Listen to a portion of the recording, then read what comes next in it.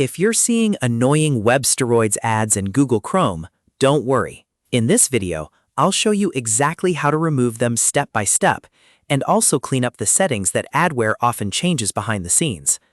This is a simple process, and by the end, your browser should be back to normal and much safer to use. If this video helps you out, make sure to hit the like button and subscribe for more easy tech tutorials. All right, let's jump right in. The first thing you want to do is remove the Websteroids extension from Chrome. Adware like this often sneaks into the browser through extensions, and that's usually where the ads are coming from.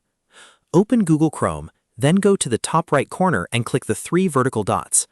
From the menu, hover over Extensions, then select Manage Extensions. This will open the list of everything installed in your browser. Now take a careful look through the extensions list. Find anything named Websteroids, and also watch out for any other browser add-ons that you don't recognize or remember installing. If something looks suspicious, it's better to remove it.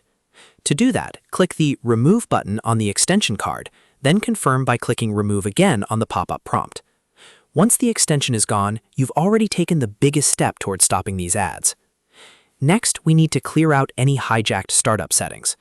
A lot of Adware changes your homepage or startup pages so that every time you open Chrome, it pushes you to unwanted websites or ad pages. To fix that, click the 3 vertical dots again and go into Settings. On the left-hand side, click On Startup. Here, select Open the New Tab page if it isn't already selected. If you see an unfamiliar website listed under Open a specific page, click the 3 dots next to it and choose Remove. This stops Chrome from loading that suspicious page every time it starts. Now let's fix the search engine settings, because Adware often changes those too. In the Chrome settings menu, click Search Engine on the left panel. Here, you'll see the option to change your default search engine. Click the Change button and select Google. After that, click Set as Default.